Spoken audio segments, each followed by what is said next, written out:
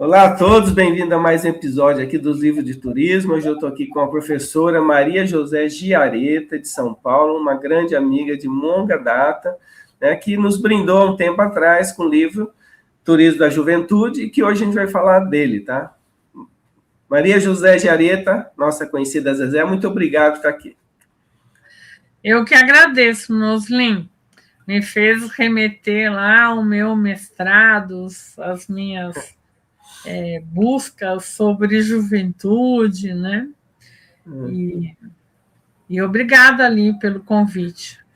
E assim, esse tema e o livro em si é muito presente, assim, até na minha condução como professor, porque uma das temáticas que eu falo sempre é sobre a questão da teoria do Stanley Plog sobre os aulocêntricos, né? E aí sempre quando eu falava isso, eu fazia uma referência com o teu livro, né?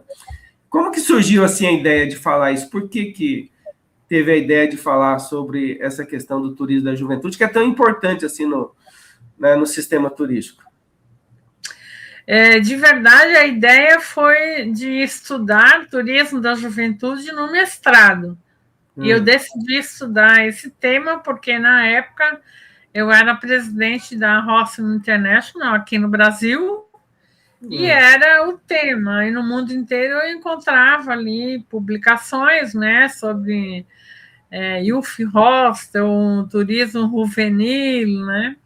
E aí eu quis estudar esse segmento, né, de turismo da juventude. Aí no mestrado eu confesso que eu fui muito gulosa, porque eu quis estudar tanto a demanda quanto a oferta. Se eu fosse refazer o meu mestrado hoje, ou eu ficaria só com a demanda ou só com a oferta, né? E surgiu desta forma e foi um projeto que eu trabalhei que foi muito apaixonante, porque a viagem contribui muito com a formação do jovem. Eu trabalhava, né, na Hostel International, que aqui é o albergue da juventude, e eu acompanhava muita gente muito simples que viajava e que voltava cheio de ideias, né? Inclusive, uma cena que eu tive, eu fui num evento em Frankfurt e eles estavam quebrando todas as pontes centenárias para colocar elevador para os deficientes descerem para passear na beira do rio, porque lá é uma atividade de lazer fantástica. E eu fiquei num albergue da juventude, que é na beira do rio. Aí duas coisas muito engraçadas e que me fez refletir muito. Primeiro, a moçada brasileira, foram todos atrás de mim, olhar quebrar a ponte, né? Então, era um absurdo, né, na cabeça do jovem alemão quebrar aquela ponte centenária. E os brasileiros entraram nessa onda. Que absurdo, que absurdo. E a contrapartida ali, né, da administração pública de Frankfurt era a questão da acessibilidade. Então, que apesar de quebrar a ponte centenária, poderia baixar para a beira do rio, né, ali para as atividades de lazer, porque lá ou eles dormem no gramado, ou eles pintam, eles leem, sabe? É uma atividade de lazer, ou eles ficam simplesmente contemplando o rio, né? E aí os brasileiros todos falando assim: poxa, quanta coisa a gente podia fazer no Brasil. O que importa a ponte, o importante é que todo mundo tenha acesso ao lazer e ao turismo. E outras pessoas que eu acompanhei ali, que viajavam e voltavam assim, outra pessoa, né? Voltava alucinado por fazer outras coisas, né? De um grande aprendizado de vida, né? De muitos que falavam assim: gastei tudo que eu tinha, mas não tem universidade que vai me pagar o que eu aprendi, né? E aí, também assim, eu achei uma frase, né, do Pablo Picasso, né, que dizia assim, né? leva-se muito tempo para ser jovem, que foi uma dificuldade que eu tive no meu trabalho de mestrado, definir o que é jovem, né? A gente teve muitas mudanças nas faixas etárias, né? Então, e no teu livro começa com o primeiro capítulo é sobre isso, sobre essa definição do jovem? Sim, eu faço um embasamento teórico. Eu li um livro fantástico que é História da Juventude. E o que o estudar a juventude, que a princípio eu poderia estudar só sobre a ótica da demanda, né, onde eu iria estudar o comportamento da juventude nas viagens, né?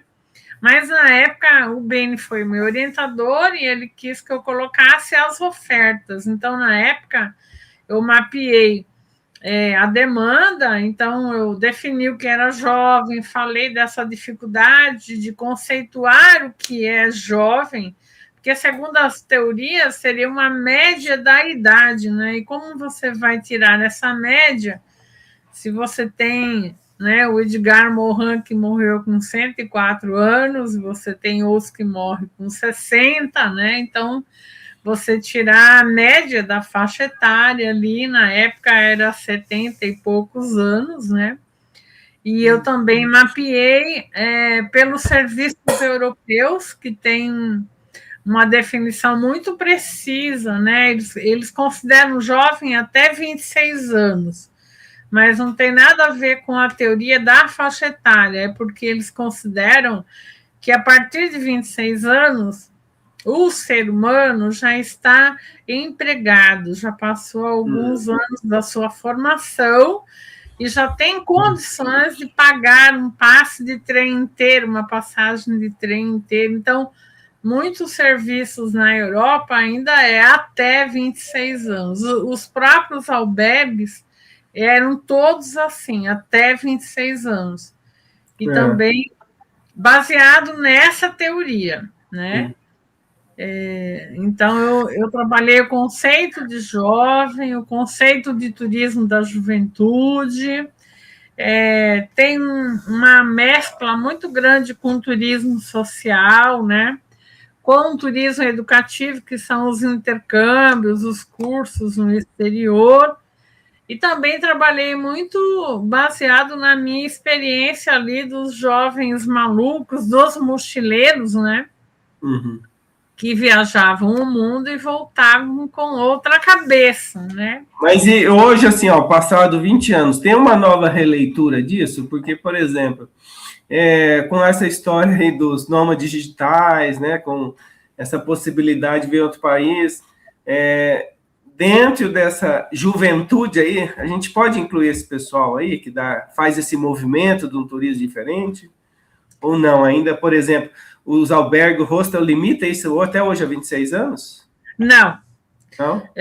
Desde o início deste século, a Alemanha foi o último a quebrar a idade, e ele demorou muito tempo, porque lá o Ministério da Educação dava um subsídio aos albergues para fazer os jovens viajarem.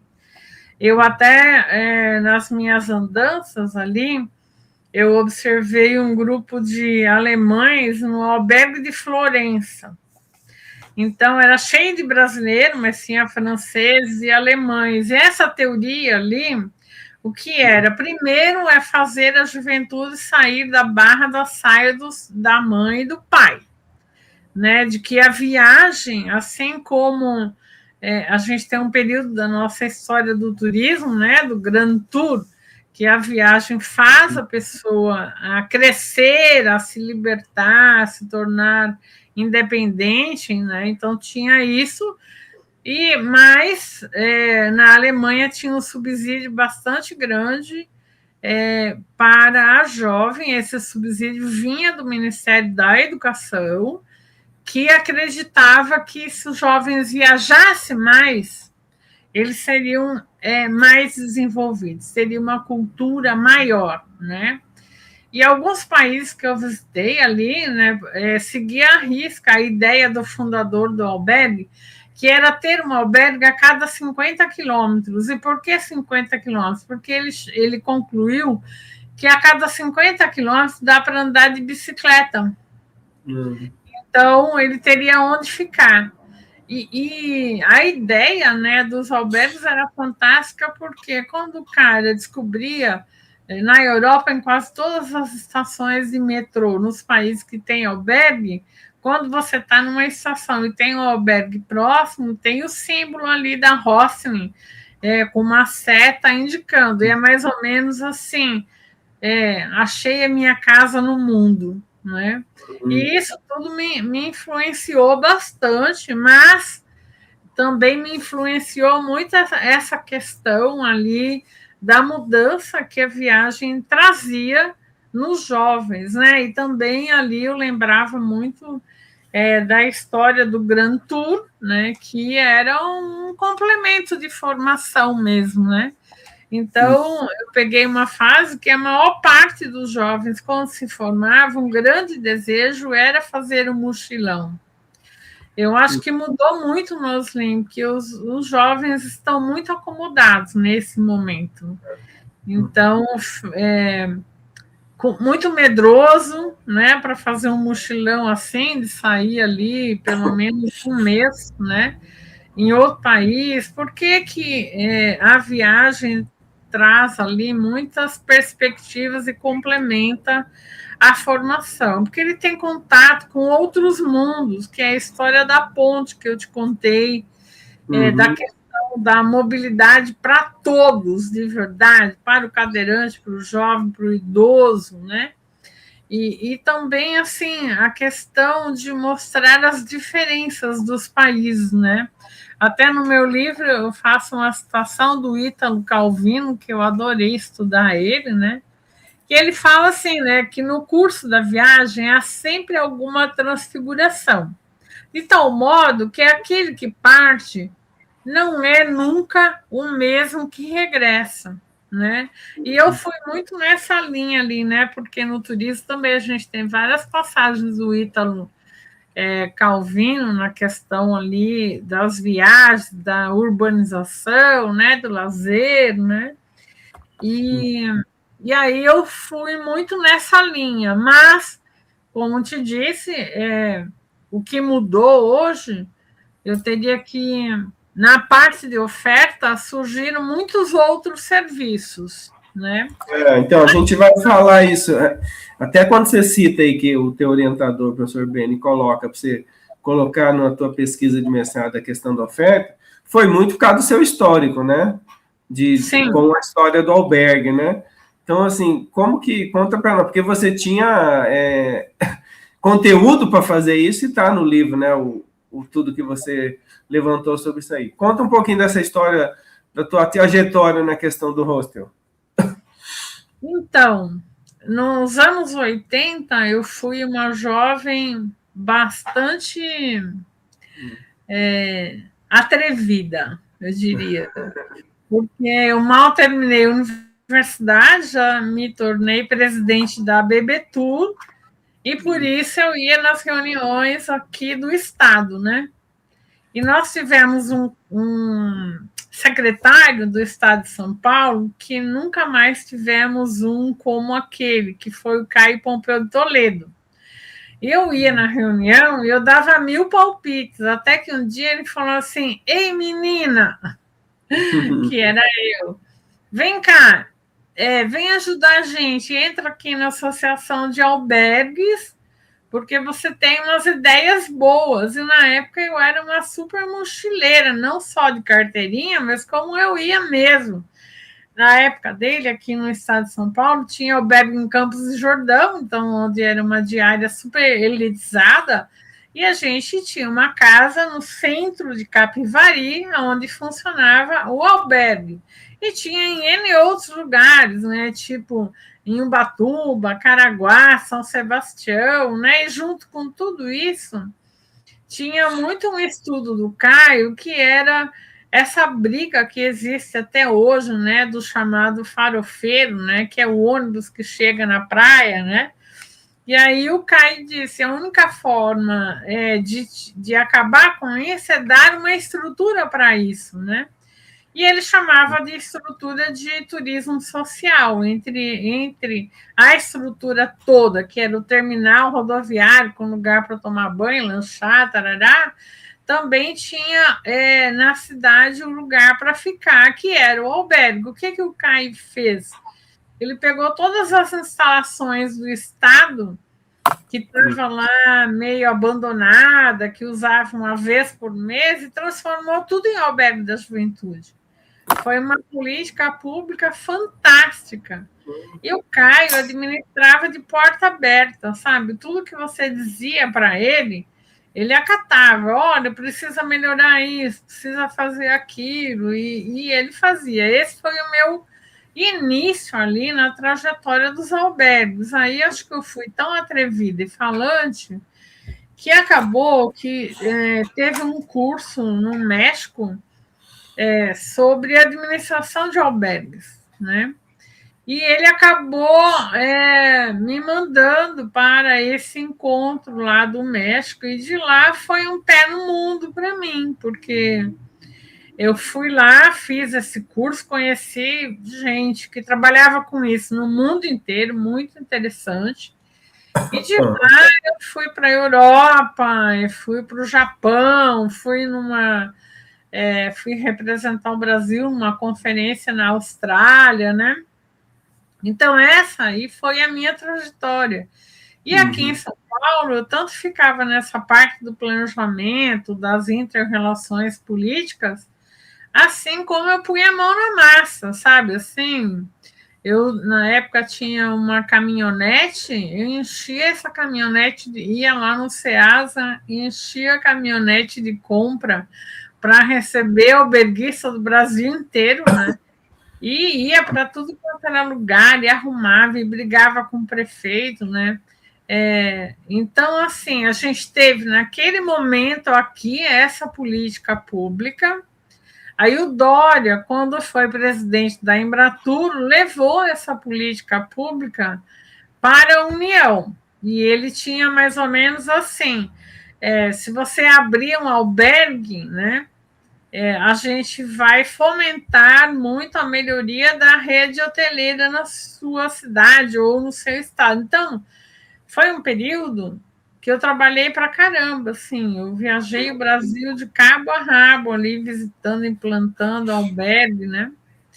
E aí, essa foi ali a minha trajetória. Então, eu tanto conhecia a demanda, porque eu ficava ali no escritório, contava histórias e ouvia as histórias dos mochileiros alberguistas que chegavam e dava 1000 dicas, porque a internet chega em 92, né? Até então, a reserva de albergue era feita por cartão postal. Tinha um cartão postal próprio, que o alberguista preenchia e mandava, e demorava para chegar a resposta. Então, quando eles voltavam, eles iam lá me contar o que tinha dado certo, o que não tinha dado certo, o que era bom, o que era ruim. E com esses depoimentos, tudo eu fui construindo ali. Eu tinha um caderno que eu marcava ali. O albergue de Paris, o tal, é ótimo, tem não sei o quê. O albergue de Bonito é novinho, tem arara azul no quintal. Sabe assim? Então, eu sabia, antes da internet, esse era meu recurso. E daí eu escrevi os guias, né, baseado em todo essa escuta. Né, muito interessante. Até lembrou um fato aqui, eu quero falar eu sei que você tem até proposta aí para reescrever o livro, numa leitura mais, né? Depois de 20 anos, que mudou, assim, dessa forma que você está falando, com as questões novas de tecnologias, inovações aí, como, sei lá, outros modos de hospedagem, o incentivo que a gente tem hoje para intercâmbio, apesar que você relata que os jovens, né, são mais tímidos para isso, e é fato, né? Fosse reescrever um livro, você colocaria aí uns capítulos como os outros formas de hospedagem, tipo Airbnb, essas coisas, como que mudou? Eu colocaria, porque a internet e as plataformas têm um lado bom e um lado ruim. Pensa que você mandava um postal, se demorava um tempão para ter a resposta, se você podia ir ou não. Hoje você tem a resposta na hora, né? Então, esse é o lado bom. O lado ruim, que eu acho, é tanto da demanda quanto da oferta. Naquele período, tinha muito assim um espírito colaborativo, um espírito, por exemplo, todo mundo contava, faça isso, faça aquilo, né?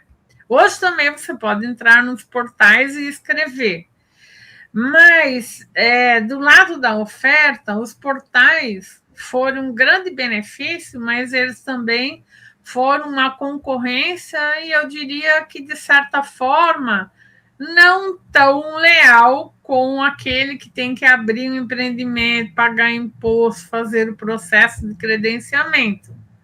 Porque nas outras plataformas tem um imóvel, você manda foto e descreve como é, e você não abriu negócio nenhum, não precisa pagar contador nenhum, e aluga ali a sua casa. É ótimo também, porque são muitas outras possibilidades, né?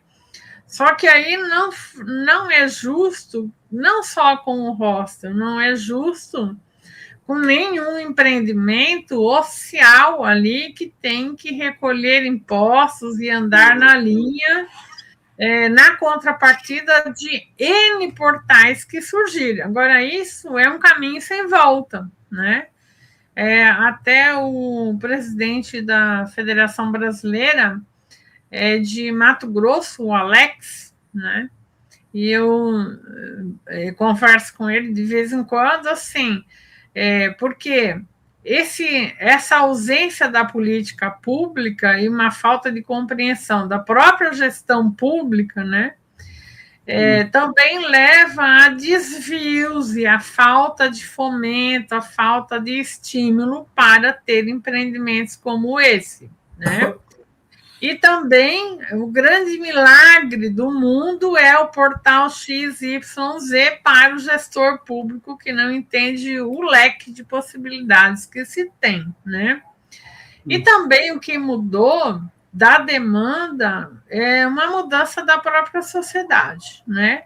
É um comportamento muito individualista, né? Então, isso é bom para mim e o resto que se dane, né? Agora, viu? Falando assim, voltando aí da demanda que você citou e voltando à temática do teu livro lá da época, a demanda jovem, para mim, no meu conceito e como a gente vê, é um grande descobridor de destino também, né? Se você pegar aí no Brasil vários destinos, sei lá, Porto Seguro, Jericoacoara, é esse pessoal que levou para o mundo, né? E eu quero citar aqui, nós fizemos uma pesquisa em Bonito em 2015, até essa pesquisa acabou não sendo publicada, nos albergues lá, que eram 6 na época, que a gente entrevistava principalmente o turista backpacker estrangeiro que estava chegando no destino. E uma coisa que nos surpreendeu era assim, a gente fez um comparativo entre Bonito e Pantanal, o mochileiro internacional conhecia o Pantanal e não conhecia Bonito. Pantanal é conhecido mundialmente, Bonito não. E nós perguntava, que momento que você conheceu Bonito? Porque a pergunta era se ele conhecia Bonito antes de sair de casa, né? Que momento que ele conheceu Bonito? Ele falou, e a resposta era clara em todas, assim. Não, eu fiquei num albergue, né? Em tal país, tal cidade, na Bolívia, no Paraguai, na Argentina, e o pessoal falava de Bonito, vale a pena entrar no Brasil. Isso era outra coisa que eles falavam, tipo assim, que muitos não tinham ideia de entrar no Brasil, porque era caro, são aqueles backpackers que viajam 6 meses, 4 meses, né? Mas que a fala era unânime, vale a pena entrar no Brasil e conhecer Bonito. Então, isso era unânime. Então, assim, e aí se eu colocava lá para eles, falar, olha, a gente tem que abrir para esse público, que é esse público que vai levar nós o mundo inteiro, né? Isso é unânime ainda hoje, né? Esse é o perfil, assim, dessa demanda, né? Então, Noslin, ali tem 2 pontos, né? O backpacker, um mochileiro, que é um turista de verdade, Ele não, esse público não vai em um lugar por ir, ou não é um público do consumo de comprar tudo quanto é souvenir que se tenha, mas é um público que consome o destino nos mínimos detalhes e que respeita, por exemplo, a questão da sustentabilidade, da comunidade local, sabe? E o backpacker, ele não é só jovem, né? Tem mochileiro que tem 70 anos e continua mochileiro porque acredita que essa é a melhor forma de viajar, né?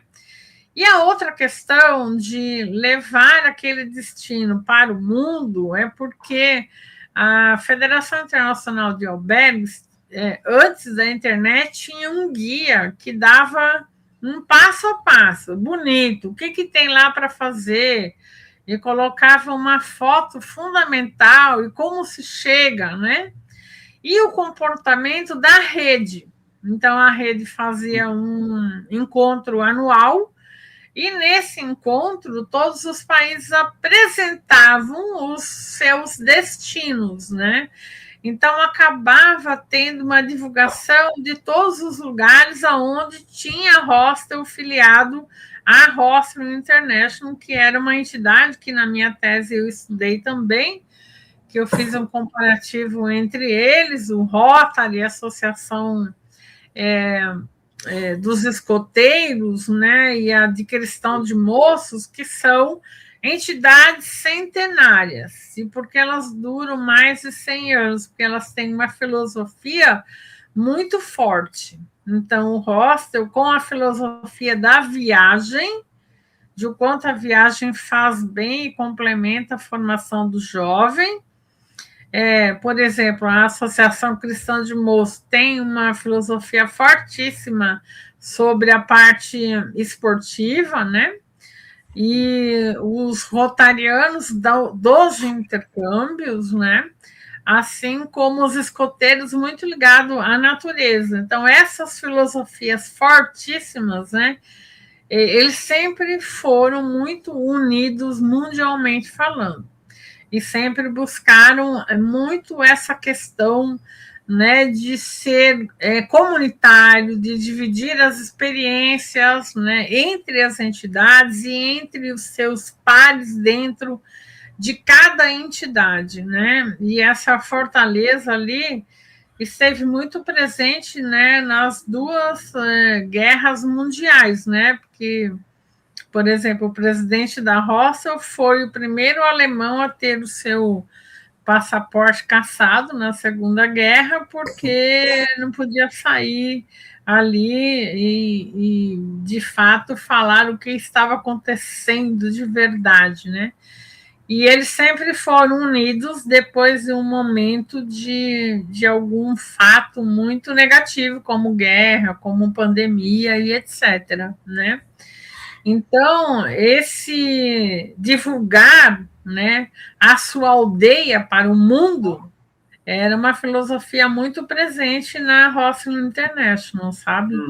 Nas reuniões internacionais, então tinha até um tempo reservado para você falar do seu país.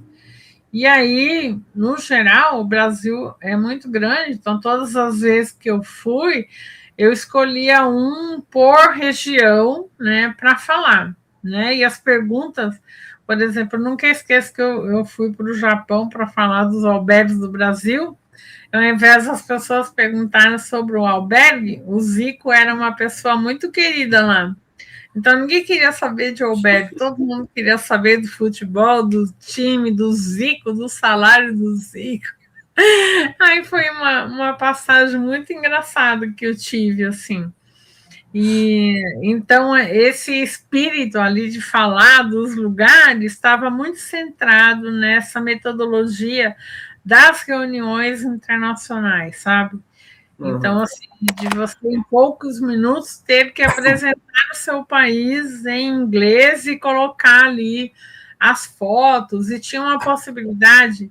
Depois da internet, tinha telões que ficavam rodando, né? Antes da internet, a gente tinha banners, né, apresentando o mapa do seu país e a gente colocava um pinheirinho, né, que era o símbolo da roça, em todos os lugares onde tinha. Quando inaugurou o Albergue de Bonito, eu estava ali, porque eu fui fazer o credenciamento, e chegou logo um grupo de holandeses. E aí eu estava lá medindo a área, né, porque a gente tinha que medir, que checar todas as metragens do albergue, aí entra um grupo de holandeses. E eles ficaram numa área externa do albergue, e nesse momento apareceu um arara azul. Eles ficaram enlouquecidos, né? E aí me lembro de ter ido com eles, né, fazer uma flutuação, ir numa cachoeira, e eles ficaram enlouquecidos. E é essa parte de enlouquecer com o Brasil, seja da natureza ou da cultura, era uma divulgação boca a boca fantástica que ainda tem, né? Eles ainda escrevem muito nos sites, seja de pesquisa ou da própria HI, falando sobre a localidade. Fazem muito esse papel. Né? Agora, professora Zezé, eu queria, assim, para a gente caminhar aqui, para a gente fazer, a senhora falasse duas coisas, assim. Primeiro, o livro em si, como que está dividido os capítulos, e para terminar, se pudesse falar, assim, qual é ainda hoje a importância em todo o sistema do turismo da juventude. Como que é? Por que é tão importante se investir nesse segmento? Bom, primeiro, o turismo da juventude é super importante, porque você mesmo falou na abertura, e eu até quando ia nas reuniões do Conselho Nacional do Turismo, quando a hotelaria me cobrava, né? O hostel é muito barato, não é uma concorrência boa para nós, eu respondia assim, mas é uma escola de turista. Por meio do hostel, eu estou formando uma demanda futura. Quando esse cara estiver bem posicionado, ele vai voltar para o Brasil e vai consumir o seu serviço. No momento, ele é um usuário que vai aprender o que é o Brasil e vai sair falando. Essa é uma importância. A mais importante que eu acho é muito baseado ali na linha até da história do turismo mundial, que é aquele período do Grand Tour, de que a pessoa que viaja muito, ela acaba complementando muito a sua formação né, da escola formal, né? Então ele acaba aprendendo sobre tudo, né? Sobre política, sobre outro idioma, sobre engenharia, sobre história, enfim, é um grande complemento ali da sua formação. O meu livro, ele está dividido primeiro numa parte conceitual do que é jovem, do turismo da juventude, né? Fazendo um referencial teórico sobre o turismo da juventude. Aí tem o segundo capítulo que apresenta toda a oferta do que se compreende como turismo da juventude, né? Que não é só o backpacker, mas que tem muitas coisas, né, dentro desse turismo da juventude, porque a gente vai encontrar ali o hostel, as associações, os escoteiros, o Rotary, né, os mochileiros e muitas outras iniciativas de outros países, né? Também vai fazer uma correlação com o turismo social, também com o turismo estudantil, que embora chamamos tudo de intercâmbio, né? Mas o intercâmbio de verdade seria você mandar um aluno da sua universidade para uma universidade do Peru, por exemplo, e receber um peruano na sua universidade, nessa troca. O Rotary ainda faz muito esse intercâmbio real. E a gente tem no mercado muitas coisas de viagens voltadas para jovens, né? Começando com os cursos de intercâmbio, estágios, né? Cursos de idiomas, aliás, né? muito programa de estágios, de treinamento, muito trabalho voltado para viagens de formatura, ou viagens técnicas, ou estudo do meio, como é chamado. Por exemplo, as viagens técnicas, né? Aqui em São José dos Campos tem o ITA, que anualmente faz uma viagem técnica a algum país que produz a aeronave, né? Então, está dentro ali do que também se chama de viagem estudantil. E aí, assim, o jovem, ele é um amante muito grande da natureza, então ele busca muito ali o que a gente chama de aventura, de turismo de experiência, do ecoturismo, né? E aí você vai ter a oferta ali da hospedagem alternativa, que tem hoje uma linha muito maior que só o hostel, né? Tem o Airbnb, tem N outras iniciativas ali, como Bed and Breakfast ou Cama e Café, né? E algumas iniciativas, por exemplo, a Associação Cristã de Moços, até hoje mantém ali estruturas em Nova York, em Londres, né, de hospedagem, né? E a gente vai ter ali as carteiras de descontos, né, que é a carteira da juventude, a de estudante, que acaba dando ali muitos descontos de transporte, de tudo, né? De show, de um monte de coisa, né? E aí o meu livro teve um capítulo inteiro sobre o albergue da juventude, falando sobre eles, o que era, o histórico, a filosofia. E também, na época, eu fiz uma caracterização da demanda deste público, que principalmente isso hoje teria que ser completamente reescrito, né? Hoje, se eu fosse falar sobre a demanda, eu faria uma pesquisa sobre a geração Z. Qual é o comportamento, qual é o sonho do consumo, do destino, porque mudou bastante, né? Eu até tive lá no Amapá recentemente no encontro dos observatórios, eu fiquei só olhando. A turma da minha geração já chegou, jogou a mala no hotel e saiu correndo. E a juventude, não, estou cansada, amanhã eu vou. Até uns amigos aí falavam assim, nossa, a gente está uns velhinhos muito serelepos, né? Porque a gente não para. E a juventude está cansada, né? Então, eu trabalharia muito ali esses hábitos de consumo dessa geração Z que está ali agora.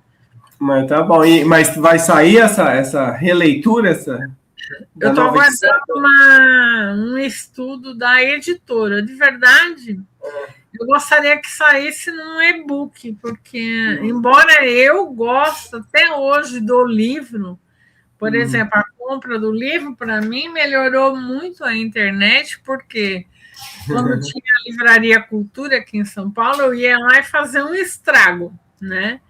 Porque eu já ia de carro, né? Então eu estava próximo da Paulista, que é o metro quadrado mais caro da cidade, então tinha o estacionamento, e aí eu não comprava só um livro, né? Voltava com uma meia dúzia, né? E agora na internet é mais pontual ali, né? Então, por isso eu faria mais, que eu acho que é mais acessível, né? As próprias universidades hoje é muito mais uma biblioteca virtual do que a presencial, né? Porque facilita tudo, né? O cara lê no celular, né? Eu gosto de rabiscar o livro, eu ponho flecha, escrevo assim, não concordo, né? Mas a praticidade de um e-book, né, é muito maior, né? Legal. Inclusive, na editora, o livro já está esgotado, a Amazon ainda tem estoque, e os sebos, né? Então. Vamos deixar o link aqui da Amazon para o pessoal que quiser, tá bom? Você tem a gente coloca aqui. Eu queria agradecer por nos falar um pouquinho do tema do livro, e assim, tem muito assunto que emerge disso daí, né, que são discutidos em sala de aula do turismo. Eu queria agradecer por ter vindo aqui e feito essa apresentação. Obrigado, professora. Eu que agradeço.